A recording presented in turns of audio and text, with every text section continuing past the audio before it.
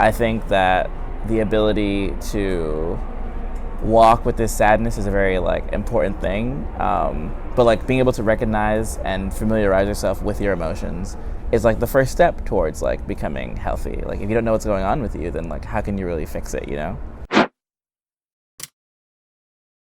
My name is Apollo Flowerchild, and I am the singer-songwriter of the song Bloody Hands, and this is Behind the Lyrics. So I burn away my fears, holding in my tears till I get home. The song. This was like the first activity I did when we went to camp, which was the campfire, where we took our fears and literally threw them into the fire. Like it was basically a direct replica of that experience, and I just thought it needed to be the first line of the song because it was the first, momentous moment of my camp experience. They say love is the key. Maybe you're the one mistake I need to know no one's right for me. You know, we have situations in your life where like you're in a toxic relationship or you're in any sort of relationship, friendship, familial relationship, romantic one, doesn't matter. But like you sort of keep delving into these relationships that are not good for you. And maybe you just need that one relationship to be bad enough to like, all right, these are the kind of people that I don't need to be with, or like this is on me. I'm the one making this decision and I can change it. Like really giving you your agency back by like making one more mistake. Regretting every choice, destroying all the things that I hold dear, and a dark cloud hovers near. So that sort of line is just like really bringing in the sadness, basically. Like, we're already in this eerie, dark place where like we're making a bunch of mistakes, like we're throwing our fears into the fire. Like, I think that the ability to walk with this sadness is a very like important thing. But like being able to recognize and familiarize yourself with your emotions is like the first step towards like becoming healthy. Like if you don't know what's going on with you, then like how can you really fix it, All I need to get up out my funk. You broke me down, I built myself back up again. So like, of course, this is, me picking up the pieces. Like, all right, I made all these mistakes, I've made all these choices, but like, and I feel like crap. But now I'm at a place, I'm so low that all I can go is up. So now I'm going to really do that work to like build myself and become something different from what I have been. Feeling more vulnerable than I have ever been. Find something that you love and hold it within your bloody hands. So this particular part of the song, like this vulnerability, we talk about vulnerability all the time. Like I think there are different ways that people can be vulnerable. And I believe that when you're at your lowest point in life and you are sharing and you are like allowing yourself to be heard and listened to and getting the support that you need, if that's what you need, like being the most vulnerable can only be to your benefit. But it's a scary thing to do. So I think it's worth pointing out and worth noting in the development of someone's growth.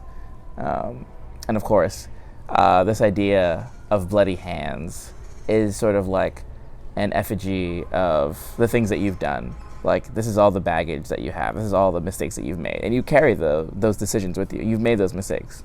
You can't undo the mistake themselves, but you can make better new decisions. And I think remembering that is important as you continue to grow, because all your mistakes are going to shape a particular part of you, which is why with your bloody hands, you should still be holding on to the things that you care about the most, because just because you've made mistakes doesn't mean you don't deserve things that are good. I'm running through the dark, afraid to ever stop or I'll fall down, and no one will hear the sound. It's just like now that you're on this journey, you're sort of like blind, you're lost. Like usually when people are finally picking themselves up or like they're stuck in a particular place of trying to figure out what to do to grow, they most oftentimes don't have direction. They need a direction. They need to know what to do next. And I feel like what happens in this moment is that maybe you'll make a mistake while you're lost, and then like no one will help you because you didn't know what to do, or like it just feels really scary. I'm buried fairly deep underneath things I searched for but never found. But I'm holding that shovel now.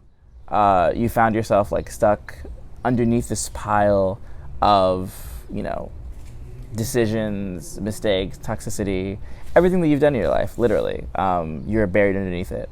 And, you know, I think once you finally decide that you are digging your own grave, you can definitely dig yourself out of it.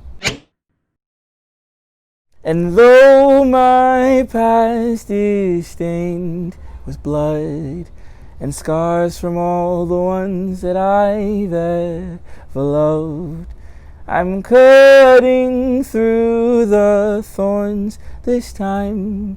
I'm leaving nothing undone. Now that you sort of have your bearings with like how you plan on like moving past or, you know, achieving a new level or a new decision or trying something brand new with this newfound part of yourself, you know, you're recognizing all the mistakes you've made, you're recognizing all the things that have happened, particularly, you know, the people who care about you the most are the people who typically hurt you, so you have very much stains of that. But now that you're moving forward, you're making sure that you're getting all the nooks and crannies of your, you know, past, and make sure that you attack every mistake or everything that you feel that you need to, you know, develop about yourself. And now I am all out of my funk. I can breathe again, learn to love someone else. Standing tall amongst the clouds, even though I'm scared. I can't wait to hold you with my two hands, 'cause you're all I have. You finally like are ready, you're evolving from this experience, you already feel different, you feel better, you look better, like you're thinking about new relationships moving forward, like, and as much as this points directly to the word relationship, any relationship could apply to these scenarios, you know, and like making sure that you keep holding on to the people who really care about you and really see you through your growth and like allow you to do that. That's the most important, because those are the people who need to stick around, because those are the people who actually care about you. And I was the last stepping stone to being better than I've ever been before.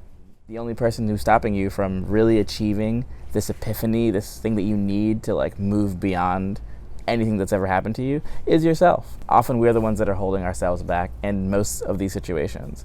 Like, yes, there's all these things that we develop, but like we still have the power to make decisions to try and navigate those things so that our lives can be healthy, because we still deserve to have healthy, happy lives regardless. And when I cry, I'll laugh, then I'll die. But I won't waste another second dwelling on my bloody hands. After everything that you have done and you've grown from, like, you deserve to have a good cry. You deserve to have a good laugh. And like at the end of the day, yes, our lives are finite, you know? We are going to come to an end at some particular point. But we're not gonna come to an end worrying about all the things that we did. We're gonna come to an end being happy that we tried and we made decisions moving forward that ultimately helped us become healthier, happier human beings.